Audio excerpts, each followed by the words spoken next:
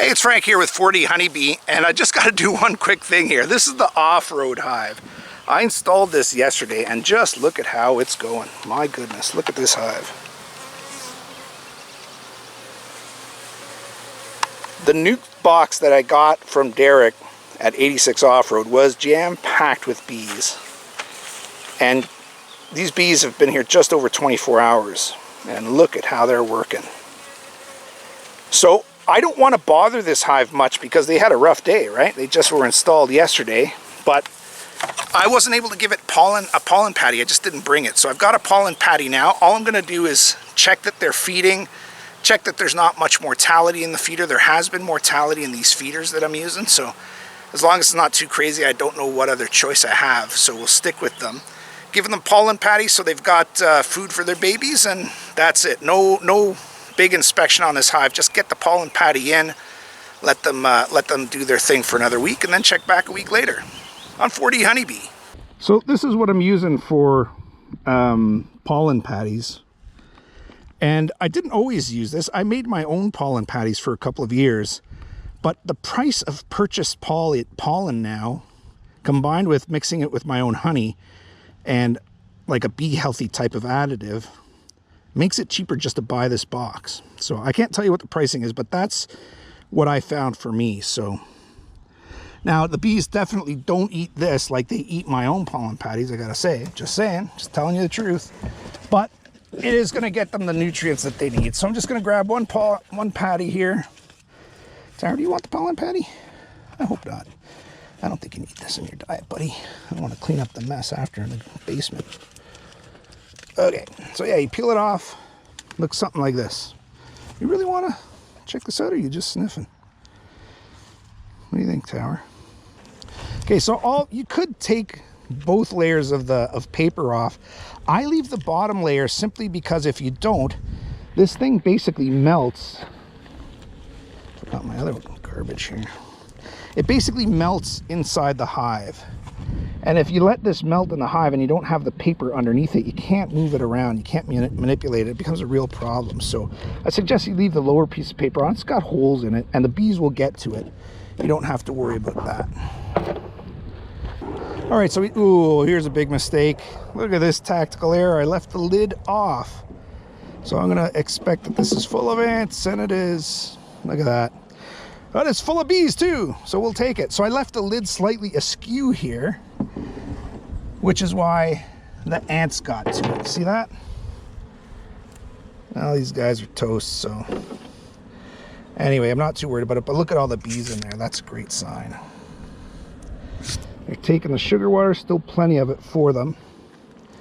So I'll get this pollen patty in there, and then we will just top off this feeder a little bit. This is a very busy hive, which is great. And again, when we take this feeder out, we just need to be careful. You need a level surface for it to sit. And you don't want to sit, look, I did it again. I didn't put the lid on properly. What's the matter with me? And you definitely want to keep in mind that there are bees attached to the bottom of this box, of this feeder. So you don't kind of just want to sit it diagonally on something like that so that you're not putting pressure where the bees are, right? Look at these guys. Wow. A lot of bees here. All right, again, all we're going to do is open this up and get the pollen patty on. Look for the queen. Quick look forward, no queen. Put this lid over here. We're not even this is the beauty of this inner lid here, this soft lid. I don't have to open the whole thing up to put this pollen patty in, right? Just gonna open up half of it, basically until I get to the frames with the bees on it. Right about here. Put the pollen patty in, and that's it. It's much less disruptive for the hive. And that is one of the main reasons why I elected to go with that. So that continues to work out that way. I will be one happy dude. Okay, that's all I wanted to do. I'll get the feeder back on. Get these bees out of here. Go on, guys. Go on. Come on, guys. Get in the middle. Okay, you know what? I'm going to smoke these guys away. Because any bees that are on this inner lid get crushed. So definitely want to get these guys in the air. Get the feeder on. Make sure it's centered.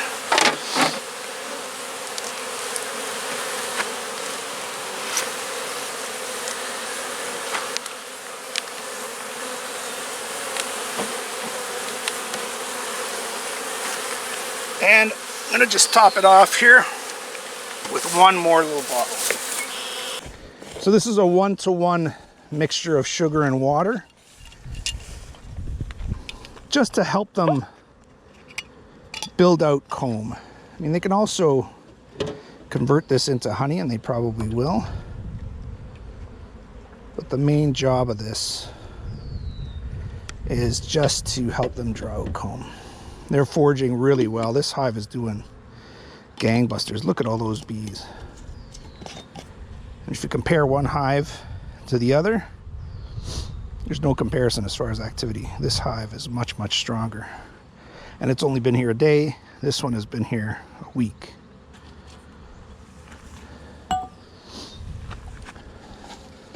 Okay, so now we close this up.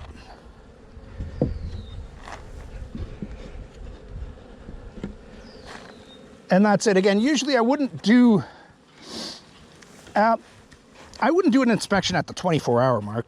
I did this one because it needed a pollen patty. So other than that, I would have left these guys alone for a couple of days, maybe done a 3 or 4 day inspection just to make sure everything's cool. But since I was here and since I didn't put the pollen patty in, I decided to anyway. So that's the off-road hive. It is doing amazing. And if you met Derek, you would know why. That guy takes care of his bees, and he's got some good, healthy nukes that he's putting out for people. So really appreciate it, Derek. Doing great so far. And thanks for joining me at 4D Honeybee.